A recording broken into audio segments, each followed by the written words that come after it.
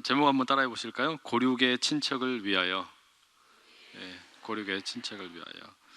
저희가 이제 로마서 강해 오늘이 29번째 시간인데 이제 8장 끝냈어요. 로마서가 총 몇 장까지 있죠? 16장. 그러니까 8장까지 했으면은 장수로만 하면 이제 절반 했네. 올 한 해 계속 했는데 이제 절반 했어요. 자, 이제 그런데 여러분, 우리가 8장까지 이야기, 맨 마지막 8장에 끝날 때 이야기 기억나세요? 지지난주의 이야기였는데, 지난주에는 우리가 총회 때문에 같이 못했고, 지지난주에 우리가 8장을 끝낼 때 이렇게 끝났어요. 8장 마지막 38절, 39절 함께 읽어보겠습니다. 시작. 내가 확신하노니 사망이나 생명이나 천사들이나 권세자들이나 현재일이나 장래일이나 능력이나 높음이나 깊음이나 다른 어떤 피조물이라도 우리를 우리 주 그리스도 예수 안에 있는 하나님의 사랑에서 끊을 수 없으리라. 이게 참 너무나 아름다운 찬양의 고백이고요, 또 기도이고 시죠. 신앙의 고백입니다. 이 로마서 8장은 그야말로 복음의 진수가 들어있어요. 이 복음이 뭔지를 참 잘 보여주는 내용이죠. 이를테면 우리가 그런 비유를 계속 들었지 않습니까? 본래 다리 밑에 거지처럼 살고 있었는데, 거지처럼 하면 거지였죠. 거지로 살고 있는데 어느 날 예수님을 통해서 우리의 신분이 완전히 뒤바뀌어서 하루아침에 궁궐에서 살게 되는, 임금이 되고 공주가 되는 신분이 바뀌지 않았습니까? 근데 이 하나님의 사랑, 이렇게 우리의 신분을 뒤집어 주시는, 우리의 신분을 바꿔주시는 하나님의 사랑은 누구도 끊을 수 없다. 이걸로 지금 바울이 끝맺었단 말이에요. 참 감격스러운 고백이죠. 그러니까 하나님의 사랑, 그리스도 예수 안에 있는 하나님의 사랑을 끊을 수 있는 존재는 이 땅에 어떤 피조물도 없다. 여러분, 이걸 믿으실 수 있기를 축복합니다. 이게 하나님의 사랑이다. 너무 멋지게 끝났어요. 자, 그러면은 지금 이게 일종의 뭐냐면은 기분이 너무 좋은 거예요. 너무 좋은 거예요. 그러니까 막 그냥 째지는 거예요. 쉽게 말해서 막 좋아도 너무 좋고 기쁨이 가득하고 충만한 기쁨을 이렇게 누리는 겁니다. 그런 절정의 고백이 지금 8장 이 마지막에 표현이 되어 있는 거예요. 그런데 오늘 우리가 읽었던 이 9장 딱 시작해가지고 들어갔을 때 한번 봐보세요. 9장 1절과 2절이 쉽지가 않아요. 내용이 뭐라고 되어 있습니까? 내가 거짓말을 안 하고 근심이 있고 고통이 있고, 이게 갑자기 너무 달라지는 거예요. 무드가, 이 어떤 분위기가 확 달라지는 거죠. 8장 맨 끝에서는 그냥 기분 좋아가지고 째지고 난리 났다, 할렐루야 막 박수치고 난리 쳤는데, 그리고 한 절 딱 넘어가가지고 9장 1절 되니까 어떻게 돼요? 아이고 죽겠네 막 이런 식인 거예요. 아이고 죽겠네, 막 근심에 걱정에 온갖 세상 짐은 다 짊어지고 있는 것 같은 그런 느낌으로 이렇게 딱 바뀌어버리는 거예요. 이게 뭔가 좀 이상하죠? 보통 왜 사람이 이렇게 감정의 기복이 너무 심하면 우리가 뭐라고 부르죠? 이걸 조울증이라 그러잖아요. 그냥 아침에는 기분이 막 그냥 하늘을 찌를 듯이 좋았다가 밤에 또 기분 안 좋으면 어떻게 돼요? 스스로 그냥 땅 파묻고 막 들어가 버리려고 그래. 뭐 이렇게 기분이 막 이렇게 감정의 기복이 심해진단 말이에요. 이게 일종의 병이잖아요. 그런데 지금 이 바울의 이 글을 그대로 읽으면 꼭 그런 느낌이에요. 8장 마지막에 그렇게 좋아가지고 막 팡팡 뛰던 사람이 갑자기 또 막 죽겠다 그러니까 이걸 어떻게 이해해야 되나? 사실 그래서 여러분, 이 9장, 10장, 11장까지의 내용이 이 8장의 맨 마지막 부분과 좀 어울리지 않는 것 같다, 이렇게 이야기하는 분들도 많이 계세요. 이 로마서를 읽어가다 보면 이 로마서의 이제 9장, 10장, 11장에는 바울이 특별히 이스라엘에 대한 이야기를 많이 하거든요. 근데 9, 10, 11장을 건너 뛰어버리고 12장으로 가면은 사실은 우리가 읽었던 이 8장 맨 마지막과 12장 1절이 훨씬 좀 자연스럽게 연결이 되는 느낌을 받게 돼요. 12장 1절 이렇게 돼 있어요. 함께 읽어보실게요. 12장 1절 시작. 그러므로 형제들아, 내가 하나님의 모든 자비하심으로 너희를 권하노니 너희 몸을 하나님이 기뻐하시는 거룩한 산 제물로 드리라. 이는 너희가 드릴 영적 예배니라. 이러면 훨씬 연결이 잘 되잖아요. 8장 맨 끝났을 때하고. 그러니까 8장 맨 마지막에 끝날 때 그리스도 예수 안에 있는 하나님의 사랑에서 우리를 끊을 수 있는 것은 아무것도 없다, 막 기분 좋게 막 이렇게 신앙을 고백하고 노래를 하고 시를 읊고, 그 다음에 뭐라고 넘어가냐면 12장 1절 딱 넘어가서, 그러므로 형제들아 하나님의 모든 자비하심으로 너희를 구원하노니 너희 몸을 하나님 기뻐하시는 거룩한 산 제물로 드리라. 이는 너희가 드릴 영적 예배니라. 이러면 어때요? 자연스럽게 넘어가죠. 왜요? 우리가 하나님의 사랑을 어떤 것도 끊을 수 없는 이 감격이 있으니까, 그러면 내가 내 자신을 산 제물로 드리는 영적 예배를 드려야겠구나. 와, 그래야지. 이게 뭐라 그럴까? 이게 절정에 치달아서, 그래서 내가 그럼 이렇게 살아야지, 딱 연결이 되잖아요. 이해되세요? 그런데 그렇게 분위기가 연결되면 딱 좋을 것 같은데 9장 1절로 들어가면 너무 어색하다는 느낌이 이렇게 받게 되는 거예요. 너무 어색한 거예요. 왜냐? 일단 이스라엘에 대한 이야기로 이제 9장부터 11장까지 끼어 들어가게 되는데, 이 내용 자체가 왜 우리가 좀 어색해지냐면, 너무 앞에서 기분이 좋았다가 갑작스럽게 바울의 이 감정이 너무 급격하게 다운이 되는 느낌을 받으니까 어려운 거예요. 그렇다면 우리가 이제 질문을 던져야 되는 게 뭐냐면, 도대체 바울이 이렇게까지 아주 그냥 깊은, 끊을 수 없는, 누구도 끊을 수 없는 하나님의 사랑에 대해서 이야기를 했다가 왜 이렇게 깊은 탄식과 고통을 이야기할 수밖에 없는가? 뭐가 이유가 있을 거 아니에요. 이렇게까지 사랑에 대한 찬양을 하다가 갑작스런 감정의 기복을 드러내는 그 뭔가 이유가 뭘까? 그거는 뭐냐면, 하나님의 사랑을 이렇게 깊게 노래를 해놓고 보니까 바울 안에서, 이 바울의 이 어떤 내면에서 안타까움이 있는 겁니다. 무슨 안타까움이냐면, 자신은 이 하나님의 사랑, 예수 그리스도를 만나서 예수님 안에 있는 하나님의 사랑을 부딪혀 놓고 보니까, 자신의 인격으로 만나 놓고 보니까 너무 좋은데, 이 감격에 동참하지 못하는 누가 있는 거예요? 자기 동족이 있는 거예요. 자기 동족이. 그러니까 멀리 있는 사람 말고 자기 가까이에 있는 사람들, 이들을 자기가 하나님의 이 사랑, 예수님 안에 있는 하나님의 사랑에 초청을 하고 싶은데 이들이 그걸 만나주지 않는다. 이것 때문에 지금 가슴이 아픈 거예요. 바울은 이걸 지금 해명을 해야 되는 과제가 생긴 겁니다. 여러분, 우리가 로마서 읽을 때 1장 2절에 복음을 뭐라고 표현했냐면, 이 복음은 하나님이 선지자들을 통하여 그의 아들에 관하여 성경에 미리 약속하신 것이라고 이렇게 적었거든요. 성경에 미리 약속하신 것이니까, 그러면 이게 가장 특권을 많이 받은 사람들이 이스라엘 사람들 아니에요? 그럼 이스라엘 사람들은 이 복음의 비밀을 먼저 들었던 사람들인데, 이들이 지금 무슨 문제가 생긴 거예요? 안 믿어버리는 거예요. 예수님을 안 믿는 거예요. 먼저 성경을 알았는데 성경에 나타난 메시아, 그렇게 메시아의 언약으로 오신 예수님을 믿지 않아 버리니까 답답을 노릇이 된 겁니다. 또 1장 16절, 우리가 주제 말씀으로 로마서의 전체 주제는 1장 17절이라고 그랬는데, 그 앞에 나오는 1장 16절에 이런 표현이 나와요. 내가 복음을 부끄러워하지 아니하노니 이 복음은 모든 믿는 자에게 구원을 주시는 하나님의 능력이 됨이라. 먼저는 유대인에게요, 그리고 헬라인에게로다. 이 복음이 모든 믿는 자에게 구원을 주시는 하나님의 능력인데, 먼저는 누구라고요?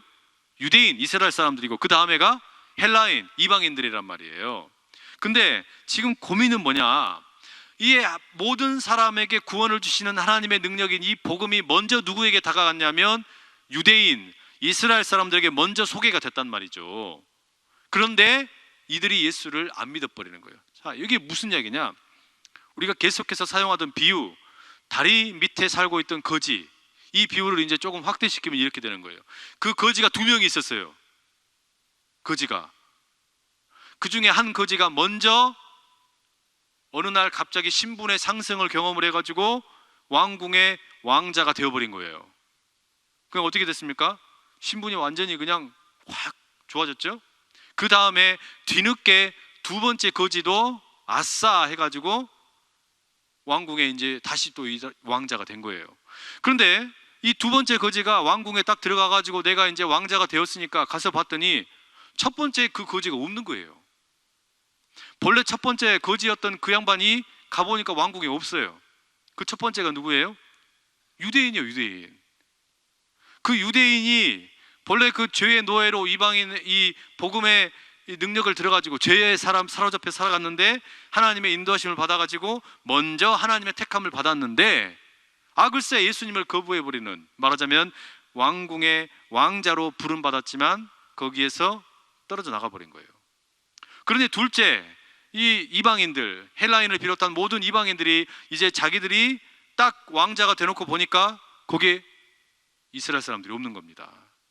지금 여기에 대해서 그런데 바울이 해명을 해야 되고 설명을 해야 되겠다라는 생각이 드는 겁니다.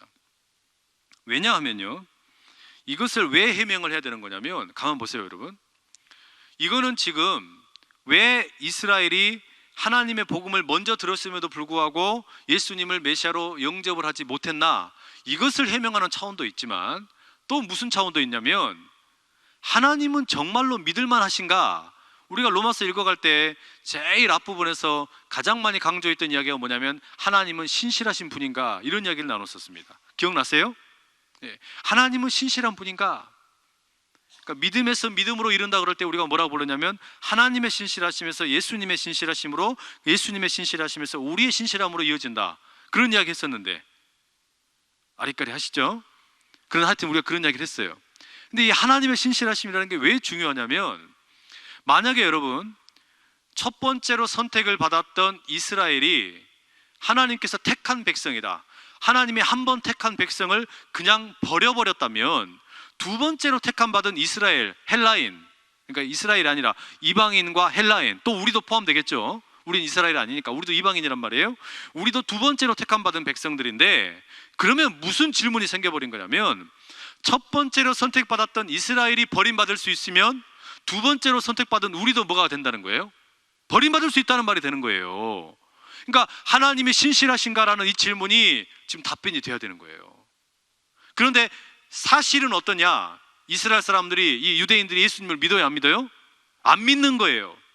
그러니 이방인들로 구성되어 있는 로마의 교회, 이방인들이 더 많단 말이에요. 이 로마의 교회에 있는 사람들에게는 이 질문이 상당히 심각하게 다가오는 거죠. 우리도 마찬가지예요. 우리도 이스라엘 사람이 아니라 이방인이고, 이방인으로서 하나님을 만나가지고 예수님의 안에 계시는 하나님의 사랑, 누구도 끊을 수 없는 그 사랑에 감격해서 이제 우리가 복음을 받아들이고 믿게 되었는데, 만약에 이스라엘 사람들이 버림받게 된다, 하나님이 신실하지 못하다, 그럼 무슨 일이 생기냐면, 그러면 내가 받은 이 구원도 흔들리게 되는 건가? 내가 받은 이 구원도 조건에 따라서 사라져버리고 무효가 되어버릴 수 있는 건가? 이런 문제가 생기는 거예요. 이게 그러니까 보통 문제가 아닌 거죠. 이해되세요? 무슨 말인지? 그러니까 이스라엘이 예수님을 믿지 않는다라는 것은 지금 예수님을 믿지 않는 이스라엘의 문제만에 해결되는 게 아니라, 이것은 하나님의 신실하심에 대한 질문이 된단 말이에요. 정말 내가 하나님을 믿을 만한 분인가에 대한 질문으로 바뀌어져 버리는 거예요, 이게. 자, 이게 왜 바울이 9장과 10장과 11장의 이 세 개의 장에 걸쳐서 이스라엘이라는 주제를 붙들고 씨름하냐, 그 이유입니다.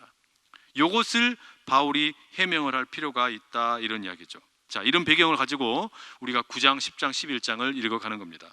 오늘은 9장 우리가 1절에서 13절까지 읽었지만 내용은 5절까지만 함께 나누도록 하겠습니다. 자, 먼저 그런 이해를 가지고 이제 1, 2절을 읽어봅시다. 9장 1, 2절 읽습니다. 시작. 내가 그리스도 안에서 참 말을 하고 거짓말을 아니하노라. 나에게 큰 근심이 있는 것과 마음에 그치지 않는 고통이 있는 것을 내 양심이 성령 안에서 나와 더불어 증언하노니. 자, 여러분, 지금 바울이 여기서 뭐라고 이야기합니까? 내가 그리스도 안에서 참말을 한다, 내가 진짜 진실되게 말한다, 이런 말이죠. 내가 거짓말하지 않는데, 이게 내가 진짜다, 이 거짓말 아니다. 뭐냐? 나에게 근심이 있다, 또 마음에 그치지 않는, 멈추지 않는 고통이 있다, 내 양심이 이것을 증명할 수 있다, 이렇게 이야기를 하면서 자신 안에 지금 하나님의 사랑, 하나님의 이 사랑에 대한 이 고백, 이 하나님의 사랑에 대한 어떤 엄청난 고백을 했으면서도 감격스러우면서도 말 못할 고민이 있다라는 걸 지금 표현을 하는 거죠. 그게 대상이 누구라고요? 이스라엘 사람인 거예요. 자기 민족, 유대인들이란 말이에요. 그러니까 바울이 유대인 출신이었고 유대인이었는데 복음을 전하는데, 유대인들이 바울이 전하는 복음을 순순히 받아들이는 경우가 별로 없었어요. 오히려 반대였죠. 유대인들이 바울을 잡아 죽이려고 하는 경우가 많았어요. 가장 극단적인 경우가 사도행전 23장 12절 13절 말씀입니다. 제가 읽어드릴게요. 날이 새매 유대인들이 당을 지어 맹세하되 바울을 죽이기 전에는 먹지도 아니하고 마시지도 아니하겠다 하고 이같이 동맹한 자가 40여 명이더라. 그러니까 바울이 전하는 복음을 이스라엘 사람들이, 유대인들이 극렬하게 저항을 한 거죠. 심지어 나중에는 뭐라고 했다고요? 내가 저 바울 저놈을 내가 잡아 죽이기 전까지는 입에 먹을 걸 넣지 않겠다. 마시지도 않고 먹지도 않겠다. 그거를 그렇게 동맹을 한 사람이 몇 명이냐? 40여 명이랍니다. 40여 명. 그러니까 같은 동족이지만 바울은 이스라엘 사람들에게 완전히 미움을 받고 일종의 살인 면허가 붙어버린 것 같은 그런 일종의 아주 아픔을 겪는 겁니다. 바울은 그러니까 지금 자기를 잡아 죽이려고 그러는 이런 이스라엘 사람들, 유대인들, 그러니까 자기 동족들을 향해 고민이 있는 거예요. 이 아픔이 있는 거예요. 여러분, 그 바울의 그 일생, 바울에 대한 연구를 하는 학자들의, 이 신학 학자들의 이야기에 의하면, 어떤 그 연구에 의하면 이런 이야기가 있어요. 바울이 예수님을 만난 게 어디죠? 이 다마스커스, 다메섹으로 말을 똑까닥 타고 가다가 헷가닥하고 뒤집어졌죠. 그러죠? 말을 똑까닥 타고 가다가 예수님을 딱 만나가지고 헷가닥 뒤집어졌단 말이에요. 근데 그때 바울이 신분이 어떤 신분이었냐면 공식적으로 바리새인이었고, 그렇죠? 그다음에 율법 교사이고 또 관원이었습니다. 관원, 사내들인 공회 뭐 이런 데 소속이었고. 그러니까 근데 이 당시에 이스라엘 사람들의 사회에서 관원이 된다는 거, 그러니까 공직에 진출을 하려고 그럴 때 반드시 요구되는 게 있었는데 그게 뭐냐면 결혼을 해야 돼요. 결혼을 해야 공직에 진출할 수 있어요. 관원이 될 수 있다는 말이에요. 그러니까 대부분의 학자들이 뭐라고 이야기하냐면 바울이 예수님을 만났을 때 이미 바울은 결혼을 했었을 것이다. 결혼을 했었을 것이다. 그런데 바울의 서신들에 보면은 바울이 나는 독신으로 살기로 작정했다, 뭐 이런 표현들 나오죠. 그러니까 그 이야기는 본래는 결혼을 했는데 아마 이제 예수님을 만난 이후에 복음을 위해서 홀로 이제는 그냥 이렇게 독신을 하기로 했다, 이렇게 결심을 한 걸로 보인다, 이렇게 해석을 하는데요. 문제는 뭐냐면 바울이 결혼을 했다 그러면은 누가 있는 거예요? 가족이 있었겠죠. 그러니까 아내가 있을 것이고 자녀들이 있었을 거란 말이에요. 그런데 사도행전을 읽어보시고 바울의 행적을 따라가 보게 되면 바울이 전도 여행을 다닐 때 가족이랑 같이 다녔다는 기록이 없어요. 가족이랑 같이 다니지 않고 늘 복음 전도 동역자들이 따로 있었죠. 그렇죠? 뭐 바나바, 뭐 또 실라, 뭐 디모데, 이런 사람들과 같이 다녔단 말이에요. 이게 무슨 말일까요?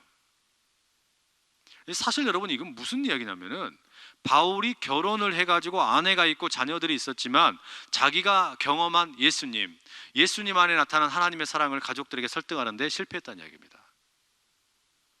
그 위대한 사도 바울이 가장 가까이 있는 가족들을 전도하지 못했다라는 이야기예요. 이건 뭐 제 이야기가 아니고 이 많은 그 학자들의 이야기 가운데 추론해 볼 수 있는 이야기예요. 그러니까 바울은 결혼을 했어요. 결혼해서 아내도 있고 자녀들도 있는 거예요. 그런데 그들에게 복음을 전하는데 실패한 거예요. 그러니 여러분 보세요. 자기는 지금 하나님, 그 예수 그리스도 안에 있는 하나님의 사랑, 같은 하나님을 믿는다고 생각했는데 그 하나님께서 보내신 예수님, 메시아를 영접하지 않는 자기 가족들, 제일 옆에 있는 가족들, 그들부터가 지금 뭐 하는 거냐면 바울을 반대하는 사람이 되어버린 겁니다. 그러니 여러분, 지금 그러니까 바울의 마음에는 뭐가 있는 거냐면 엄청난 기쁨과 동시에 무지막지한 고통이 함께 있는 거예요. 왜요? 내가 예수님을 만나서 참 자유를 경험한 거 아닙니까? 로마서의 이야기 가운데 우리가 더 이상 이제는 죄와 사망의 지배를 받는 게 아니라 생명의 성령의 영으로 새롭게 된 거 아니에요? 이런 감격을 경험하고 내가 새로워졌고 은혜를 넘치게 경험을 하는데 이거를 나만 알고 있고 가장 가까이에 있는 가족들, 친족들, 그리고 유대의 민족들, 자기 동족들에게 나누지 못하라고 있다는 거 안타까운 겁니다. 도리어 바울이 자기가 지금 뭐라고 선언을 했냐면 나는 유대인들의 이 이스라엘의 사도가 아니라 이방인의 사도가 되겠다, 이렇게 이야기하잖아요. 난 이방인의 사도가 되겠다 그랬거든요. 그 이야기는 자기가 이방인들에게 복음을 전하면서 동시에 무슨 생각이 드는 거냐면, 그런데 정작 내 사랑하는 민족, 내 사랑하는 가족들, 저들에게는 내가 어떻게 복음을 전할까? 이 안타까움이 드는 거예요. 이 안타까움이 지금 바울이 있다 이 말이죠. 이걸 3절에서 바울이 뭐라고 표현합니까? 함께 읽어볼까요? 9장 3절 시작. 나의 형제 곧 고륙의 친척을 위하여 내 자신이 저주를 받아 그리스도에게서 끊어질지라도 원하는 바로라.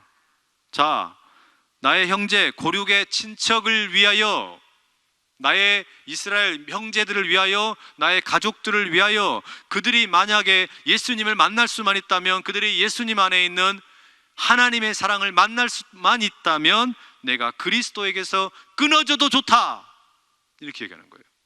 여러분, 이거는 상당한 언어 유희죠. 왜 그러냐면은 8장 맨 마지막 절 39절에 뭐라 그랬어요? 누구도, 그 어떤 피조물도 예수님 안에 있는, 그리스도 안에 있는 하나님의 사랑에서 끊을 수 있다 없다? 없다라 그랬잖아요. 끊을 수 없다 그래 놓고 지금 3절에 와서 9장 3절 딱 두 개의 절을 뛰어넘어서 뭐라 그래요? 내가 나의 사랑하는 이스라엘 백성들, 저들에게 복음을 전할 수만 있다면 내가 그리스도로부터 끊어져도 괜찮다. 말이 안 되잖아요. 서로 앞뒤가 안 맞는 말 아닙니까? 이게 무슨 이야기입니까? 그만큼 간절히 원한다는 거죠. 그만큼 간절히 원한다는 거예요. 이 표현을 들으면 저는 누가 생각나냐면 출애굽기 32장에 나오는 모세가 생각이 나요. 출애굽기 32장 32절에 이런 말씀이 있습니다. 그러나 이제 그들의 죄를 사하시옵소서. 그렇지 아니하시오면 원하건대 주께서 기록하신 책에서 내 이름을 지워버려 주옵소서. 이 출애굽기 32장의 배경이 그거 아닙니까? 모세가 하나님의 이 십계명을 받으려고 올라가 있는 동안에 밑에 있는 이 이스라엘 백성들끼리 난장판이 벌어졌어요. 그냥 막 금 이런 거 모아가지고 금송아지를 만들어 놓고 요놈이 우리를 애굽에서 출애굽 시켜준 신이다 해가지고 거기서 막 춤추고 난리 법석을 뜬 거예요. 그러니까 그 꼴이 하도 가짜 나가지고 어떻게 됩니까? 모세가 들고 오던 돌비를 던져버리고 이것들아 미쳤냐, 왜 그러냐? 그랬더니 그걸 하나님 보시고 뭐 어떻게 하시려고 그래요? 내가 저 잡것들 다 죽여버려 막 이러셨단 말이에요. 만약에 하나님이 저라도 분이시라면 그렇게 하시지 않았을까? 제가 경상도로는 뭐로 해야 될지 모르겠어요. 이것들이 돌았나 이래야 되나요? 그렇게 하셔야 되지 않을까? 뭐 아무튼 하나님 완전히 그냥 쉽게 완전히 그냥 빡 도신 거예요. 쉽게 말하면 하나님이 지금 하나님 화가 너무 나신 거예요. 그러니까 지금 그때 이 모세가 뭐라 그래요? 딱 중간에 끼어들어가지고 하나님 조금만 참아주십시오. 참아주십시오. 저들 좀 살려주십시오. 하실 수만 있겠다면 저들을 살려주십시오. 그러면 제 이름이 하나님의 그 책에서 지워져도 괜찮습니다. 하나님의 그 생명책에, 하나님의 그 구원의 책에서 제 이름이 지워져도 괜찮으니까 이 죄 많은 이스라엘 백성들 좀 살려주십시오. 그 모세가 그때 이 항변하는 게 뭐냐면, 하나님 가만히 생각해 보십시오. 하나님이 이스라엘 백성을 택하셔가지고 애굽에서 여기까지 데리고 오셨는데 만약에 여기 광야에서 이들을 다 몰살시켜버리면 하나님의 명예에 먹칠을 당하는 겁니다. 이렇게 이야기하잖아요. 하나님께서 그러면 택한 백성들 여기 와서 다 장사 지내버린 꼴이 되지 않습니까? 막 이렇게 하소연한단 말이에요. 지금 바울이 그 심정으로 뭐 하는 거예요? 이스라엘 백성들에게 하소연을 하는 거예요. 이스라엘 백성들을 구원하고 싶다고 하나님께 하소연하는 겁니다. 내가 저들을 살릴 수만 있다면 그리스도의 사랑에서 내가 끊어져도 괜찮다. 여러분, 이게 뭘까요? 이게 사랑입니다. 이게 사랑. 사랑이라는 게 이거잖아요. 이게 무슨 얘기냐면요, 사랑이라는 것은 늘 좋은 것만 있는 게 아니더라고요. 사랑이라는 것은 늘 기쁜 것만 있는 게 아니에요. 진짜 사랑하면 어떻게 됩니까? 가슴이 아픕니다. 아파요. 무슨 이야기냐면, 사랑한다라는 말 속에, 누군가를 내가 사랑한다, 연모한다라는 그 말 속에는요, 함께 있음으로 인해서 즐거움, 또 기쁨, 날아갈 것 같은 그런 어떤 좋은 마음, 이런 것만 있는 게 아니라 그 상대방을 생각할 때 아려오는 고통이 있어요. 왜요? 상대방에게 늘 좋은 것만 있는 게 아니라 뭐 또 있습니까? 아픔도 있지 않습니까? 근데 그 상대방의 아픔이 뭐가 돼버리면 내 아픔이 돼버려요. 내 아픔이. 그러니까 사랑하면 아픈 거예요. 진짜 사랑하는 대상이 있으면 아파요. 여러분, 우리 여기 할머니들 많이 계시잖아요. 또 할아버지들은 제가 잘 모르겠는데, 할머니들은 맛있는 뭐 그냥 굴비 이렇게 노릇노릇 구워가지고 드시라고 이렇게 밥상에 올려드리고, 또 소고기도 그냥 막 야들야들 이렇게 구워가지고 딱 올려놓으면은 맛있게 드시면 얼마나 좋아요. 그냥 그렇게 구워드리고 또 올려드리면 맛있게 잡순단 말이에요. 그런데 그러면서 꼭 우리 할머니들은 뭐라 그러냐면, 아이고 군대 간 내 새끼는 밥이나 제대로 먹는가 모르겠다. 본인들이 이렇게 맛있는 반찬을 앞에 딱 마주하시면 맛있게 드시면 되잖아요. 그런데 그러면서 꼭 뭐라 그러시냐면은, 이 지금 집 나간 손주, 또 군에 가 있는 이 손주, 그렇게 생각을 하시는 거예요. 그래가지고 그 가슴이 애리는 거예요. 그러니까 좋은 거를 받았는데 한편에 뭐가 있는 거예요? 슬픔이 있는 거예요. 슬픔이. 지금 이렇게 맛있는 반찬이 있으면 즐겁잖아요. 좋잖아요. 기쁘잖아요. 근데 이렇게 좋은 것이 있으면 반드시 뭐가 따라오냐면 가슴 한켠이 아려요. 나랑 지금 이거를 같이 나눌 사람이 있으면 참 좋을 텐데, 내 사랑하는 이 강아지가 와서 같이 먹으면 참 좋을 텐데, 아이고 우리 강아지는 잘 있는가 모르겠다 이러고. 안 그래요? 우리 할머니만 그러신가? 여기 계신 할머니들 안 그러신가? 다 그러시잖아요. 그러죠? 네, 호응 좀 해주세요. 이게 뭐냐면은, 사랑하는 사람을 대할 때 마음이 그런단 말이에요. 사랑하는 사람을 생각하면 내게 지금 좋은 게 있으면 이거를 그 사람에게도 주고 싶은데, 그 사람에게 이게 없음으로 인해서 뭐가 있냐면 고통이 있는 거예요. 고통이. 자, 그러니 여러분, 내가 누군가를 사랑한다라는 말 속에는 뭐가 들어있는 거냐면, 그 사람을 생각할 때 고통이 함께 있는 거예요. 이 좋은 것을 생각하면서 상대방에게 이것도 있으면 좋을 텐데, 이게 있으면 좋을 텐데, 이 고통, 아픔이 느껴지는 거예요. 이게 뭡니까? 이게 바로 우리 주님이 가지고 계셨던 컴패션, 우리 주님이 가지고 계셨던 이 말하자면 연민의 마음 아닙니까? 여러분, 이게 그러니까는 지금 뭐냐면은 일종의 복음 전도자의 마음이에요. 바울의 마음이 지금 그런 거예요. 바울은 자신이 경험한 이 예수 그리스도의 사랑, 주님 안에 있는 그 사랑, 주님 안에 있는 그 하나님의 끊을 수 없는 그 사랑, 이게 나는 너무너무 좋은데, 근데 이거를 내 사랑하는 저 동족들이 이거를 모르고 있다 그러니까 가슴이 아려오는 거예요. 끊어지는 것 같은 거예요. 막 창자가 끊어지는 것 같은 그런 고통을 느끼는 거예요. 그래서 스플랑크 니조마이, 우리 그런 말도 나눴었죠? 로마서에서도 나누고 그랬어요. 창자가 끊어지는 애장의 고통이에요. 그런 고통을 가지고 지금 뭐 하는 거냐면 이 바울이 호소를 하는 겁니다. 여러분, 이게 우리 민족이 또 똑같지 않습니까? 특별히 이북에서 넘어오신 분들, 북한에서 이제 6.25 전쟁 이렇게 해가지고 넘어오신 분들, 이렇게 오신 분들, 또 탈북해가지고 남한에 정착하신 분들, 이런 분들은 여러분 지금 여기 와가지고 이제 좀 먹고 살만하게 되고, 뭐 이 밥에 소고기 있고 뭐 그렇게 드신다고 한번 생각 한번 해보세요. 그러면은 무슨 마음이 딱 드는 겁니까? 본인 앞에 놓여있는 밥상을 대하면서 동시에 눈물이 나는 거예요. 눈물이. 제가 지금도 기억이 나는 게, 그 신대원 다닐 때 그 탈북 그 신대원생이 있었어요. 그러니까 북한에서 넘어온 분인데 이제 세터민이죠. 세터민으로 이 땅에 정착을 해가지고 사는데, 말하자면 이제 신대원에 들어온 거예요. 신학교에. 근데 이분이 그 군의 식당에서 이렇게 밥을 먹지 않습니까? 근데 대부분의 학생들이 이렇게 밥이 별로 맛이 없어요. 이렇게 아주 뭐 그렇게 썩 좋은 그런 퀄리티는 아닙니다. 그래서 이제 먹다가 그냥 이렇게 그 잔반통에다 이렇게 버리고 간단 말이에요. 그거를 보면은 막 눈물을 흘리고 막 그랬어요. 눈물을 흘리면서 막 이렇게 막 탄식을 하더라고요. 왜냐? 어떻게 이걸 버릴 수 있냐? 이 생명을 버릴 수 있냐? 생명 같은 양식을 버릴 수 있냐? 이거는 우리 내 조국에 있는 이 동포들이 이거를 얼마나, 이게 지금 이게 없어서 다 죽어가고 있는데, 그러면서 그렇게 막 안타까워하는 걸 제가 본 적이 있었거든요. 여러분, 그러니까 우리가 북한에 대한 마음이 그런 거 아닙니까? 북한에 대한 마음이 그런 게 아닌가 싶은 생각이 들어요. 우리는 아직 그게 좀 실감이 안 날 수 있어요. 그러니까 젊은 사람들에게는 그 실감이 잘 안 나겠지만, 여기 계신 분들 가운데 뭐 전쟁을 경험하신 분도 계실 수 있고, 또 우리나라가 민주화 운동을 경험하고 산업화, 이런 어떤 그 경제가 부흥하는 것도 경험을 하고, 이런 어떤 시간들을 경험하셨던 분들은 어려운 시절을 겪어가면서 이 나라가 이렇게 이제 잘 살게 된 이런 어떤 시간들을 겪어오시면서 이만큼 살고 온 곳에 대한 뭐가 있냐면 감사가 있는 거예요. 감사가.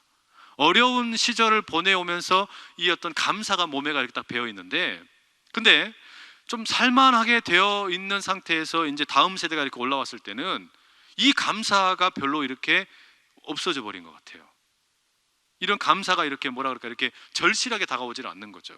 그러니까 우리가 지금 여기서 누리고 있는 것이 그냥 자연스럽게 주어진 거라고 생각하고 있는 그런 경우들이 있다는 말이에요. 근데 여기가 그러니까 이게 이 남북이 고착화되어 있는 상태가 뭐 한 막 70년 이상 이렇게 막 가버리고 이렇게 되면서 니네들끼리 알아서 살아라, 우리끼리 살란다, 이런 식으로 남과 북이 너무 문화적으로 또 언어적으로 너무 이렇게 사상적으로나 이념적으로 너무 이 어떤 너무 다른 이런 세상에 살고 있는 사람들처럼 나누어져 버린 것 같은 거예요. 근데 지금 가만히 보면 여러분 어떻습니까? 이거를 지금 누가 해결해야 되냐면은 교회가 해결하면, 이거 안 하면 누가 할 수 있겠어요? 저 북한을 끌어안는 거 누가 할 수 있겠냐고요. 뭐 홍수 나가지고 막 그냥 그렇게 수없이 많은 뭐 재해를 당하고 어려움을 겪어도 포장하기 바쁘고, 맨날 포장하기 바쁘고 괜찮은 척하고 고위 관리들이 망명을 해오고 있고 언제 무너질지 모르겠는데, 제일 걱정되는 건 뭐냐면 저 김정은이라는 분이 정신이 헷가닥 해가지고 그냥 에라 모르겠다, 그냥 네가 죽고 나도 죽자 막 하고 막 그냥 전쟁을 이렇게 막 일으켜버리면 어떡하, 그런 생각이 막 드는 거예요. 그러면 여러분, 이건 뭐 하루아침에 수도권에 그렇게 막 폭탄 떨어지면 어떻게 되겠습니까? 수백만 명이 죽는 거예요. 그냥 뭐 무슨 뭐 우리가 전쟁을 막 이렇게 막 억제를 하고 이렇게 막아야 되기 위해 군비 경쟁해가지고 이게 될까 싶은 생각도 들고, 이게 하여튼 정치인들을 믿을 수가 없는 거예요. 이게 왜 정치인들을 믿을 수가 없는 거냐면 우리 마음을 너그럽게 만들어주지 못하고 자꾸 옹졸하게 만들고, 옹졸하게 우리 마음을 옹졸하게 만드는 거예요. 사람들의 마음을 넉넉하게 만들어야 되는데 옹졸하게 만들어버리면 무슨 일이 생기냐면 통일에 대한 기대감을 점점 더 좁아들게 만드는 거예요. 통일 안 돼도 우리 잘 사는데 뭐 이런 생각이 들게 만든단 말이에요. 통일 굳이 해야 되냐? 우리끼리 지금 잘 살고 있는데, 이런 생각이 들어버려요. 이런 마음의 상태에서 갑작스럽게 북한이 무너지고 통일이 되면 이게 더 문제가 될 수 있는 거예요. 왜냐? 지금 우리가 경제적으로 이렇게 좀 뭐 어렵다 그래도 훨씬 우리가 잘 살잖아요. 옛날보다 잘 살고 북한보다 훨씬 잘 살고. 그런데 북한에서 이제 인력들이 내려오면 우리가 빵을 나눠줘야 되는 겁니다. 쌀을 나눠줘야 되는 겁니다. 우리가 가지고 있는 걸 나눠줘야 된단 말이에요. 그런데 우리가 가지고 있는 거 옹졸한 마음의 준비가 안 되어 있으면 뭐 다른 거 다 내버려 두고 마음의 준비가 되어 있지 않으면 어떻게 됩니까? 우리가 이게 너무 혼란스러운 일이 생길 게 뻔하단 말이에요. 그러지 않겠습니까?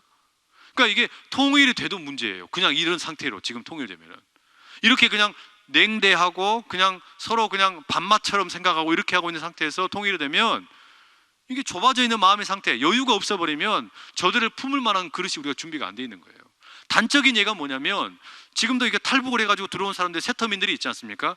세터민들을 우리가 지금 제대로 이렇게 품어주지를 못해요. 우리나라가. 세터민들이 우리나라에 와가지고 하나원인가요? 거기에서 이렇게 합숙훈련을 하고 사상 뭐 이렇게 검증하고서 풀려나게 되는데, 이제 가서 정착해라 이렇게 하는데 그때 목돈을 좀 준단 말입니다. 돈 주는데 무슨 일이 생겨요? 그걸 또 나쁜 놈들이 가가지고는 사기쳐가지고 그 세터민들 돈 다 홀라당 까먹어 버려요. 다 뺏어가 버리는 거예요. 얼마나 나쁜 놈들이 많은지 몰라. 그러면 이 세터민들은 북한에서 힘들게 살았는데 이 땅에 와가지고 또 거지같이 사는 거예요. 그런 사람들이 너무너무 많다는 겁니다. 지금도. 이런 상황에도 보니까 통일이 되었을 때 마음에 우리가 준비가 되어 있지 않으면 이게 참 심각한 일이 생기지 않겠냐 이 말이죠. 근데 이 마음의 준비를 누가 시켜줄 거예요? 누가? 정치인들한테 이 마음의 준비를 맡길 수 있습니까? 못 맡겨요. 교회가 해야 되는 거예요. 제가 바라기는 우리 교회 청년들이 통일 이후 시대를 준비할 수 있는, 통일 이후의 시대를 준비할 수 있는, 그때는 분명히 블루오션이 될 거란 말이에요. 새로운 가능성이 열릴 거란 말이에요. 거기를 뚫을 수 있는 뭔가 새로운 이 어떤 이 인사이트, 어떤 그 통찰력들이 우리 청년들 가운데서 막 일어났으면 좋겠어요. 그게 막 준비가 됐으면 좋겠다는 거예요.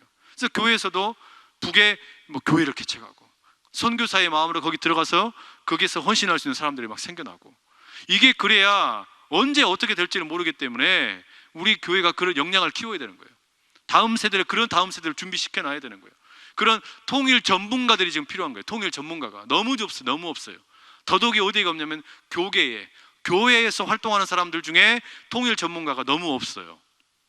통일 시대가 되었을 때 과연 교회가 어떻게 북한에 복음을 전할 건가, 이게 매뉴얼이 하나도 없어요 지금. 근데 여러분 이걸 아셔야 돼요. 우리는 없는데 누구에게 있는지 아세요? 이게 이단들에게는 있어요.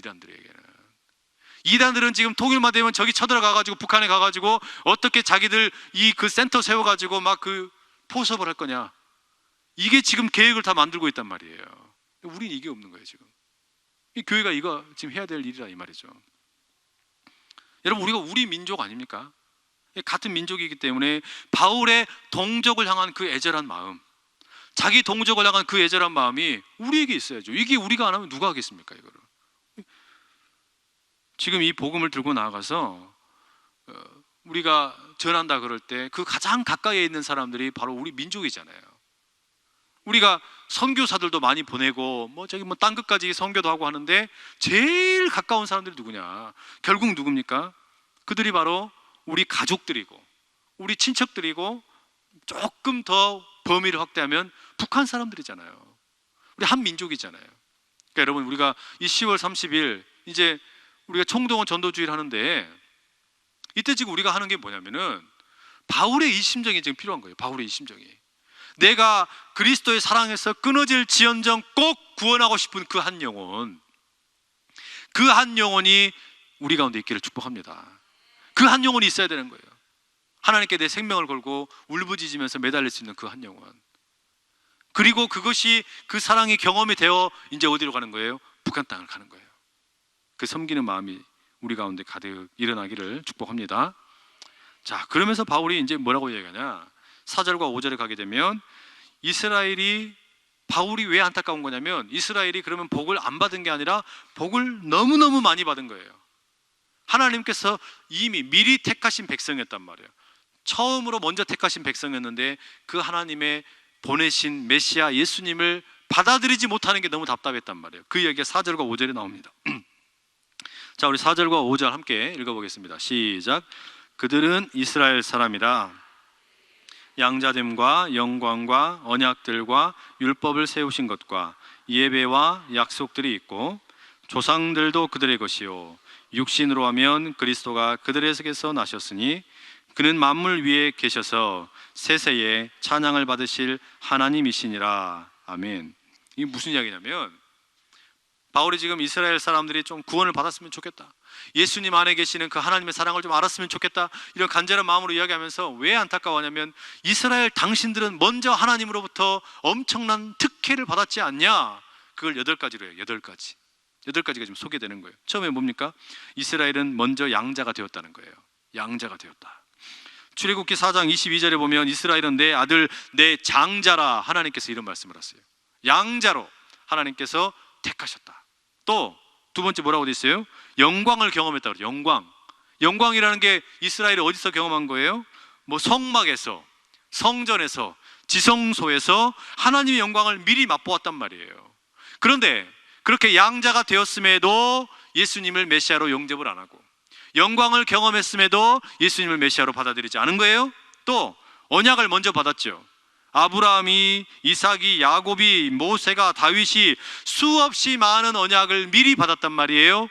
그런데 예수님을 메시아로 영접을 안 하는 거예요. 또 율법을 받았죠.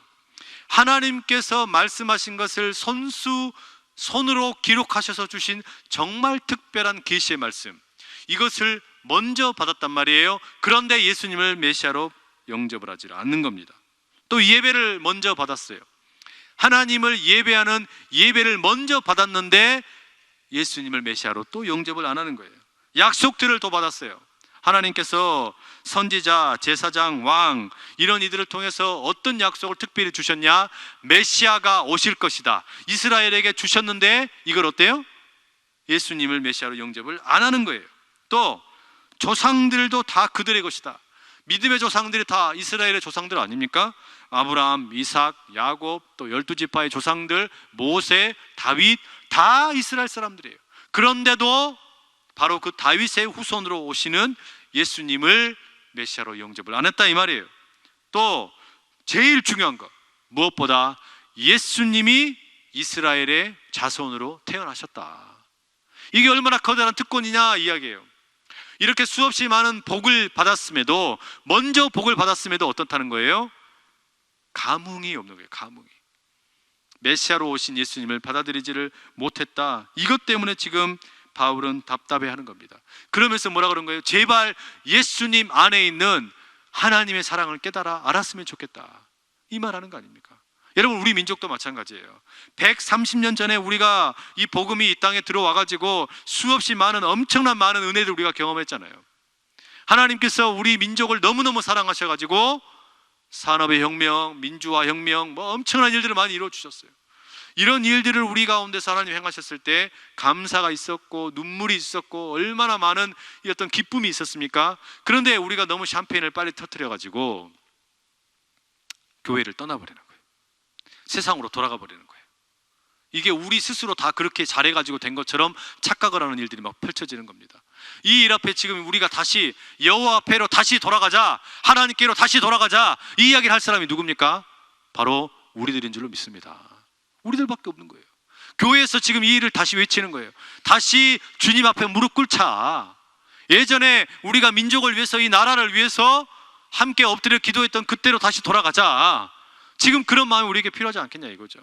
바울의 그 간절한 고백이 우리에게도 고스란히 그대로 주입이 되어서 내 가장 가까이 있는 사람, 먼저는 우리 안산시, 이 안산 땅을 먼저 하나님 복 주시고 이 땅에 살고 있는 모든 사람들에게 복음을 편만하게 전하여 하나님의 뜻이 이루어지는 복된 도시 되게 해주십시오. 우리 그런 마음을 가지고 막 기도해야 되잖아요. 그리고 이 안산시를 중심으로 이 주변에 살고 있는 사람들에게 복음 나누고, 수도권의 서남방 300만의 영혼들에게 우리가 복음 나누고, 그러면서 우리가 이 나라 또 이 민족을 향하여 맡겨진 사명을 어떻게 감당할지 고민하고 기도하게 해주십시오. 우리에게 그런 사명이 막 생겨난다는 말이에요. 무슨 말이냐? 하나님의 사랑을 깊게 경험하면 경험할수록 그런 아픔이 한 자리에 있어야 된다는 말이에요. 이 사랑이 없어버리면 이 하나님으로부터 받은 사랑이 가짜가 돼버리는 거예요. 이게 나 혼자 누리고 있어야 될 사랑이 아니에요. 언제 능력이 나타난다고요? 흘려보내야 되는 거예요. 흘려보낼 때 능력이 나타나는 거예요. 내가 받은 사랑, 이 받은 사랑을 나로부터 흘려보내야 주의 복음의 능력이 나타나는 거지, 이걸 나 혼자 부여잡고 있겠다고 이게 능력이 나타나니까 안 돼요. 부여잡고 있으면 썩어버리는 겁니다. 이게 물이 흘러가야지, 물을 가두어 놓으면 어떻게 돼요? 물이 썩어버리잖아요. 마찬가지예요. 물은 흘러갈 때 물고기가 자라고 또 물 안에서 여러 가지 수많은 생태계가 조성이 되는 것처럼 우리가 복음은 이 물과 같이 흘러가도록 흘려보내줘야 되는 거예요. 그래야 복음이 흘러가는 곳마다 새로운 생명이 살아나는 줄로 믿습니다. 이 일을 위해서 우리가 이번에 총동원 전도주의를 하면서 귀하게 멋있게 쓰임 받을 수 있기를 간절히 축복합니다. 기도하겠습니다.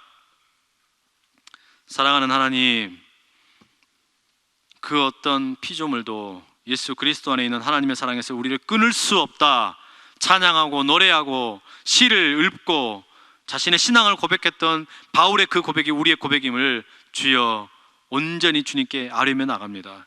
우리에게도 주님께서 부어주신 그 사랑 때문에 너무나 감격스러움이 있고 기쁨이 있고 놀라운 사랑의 그 경험이 있습니다.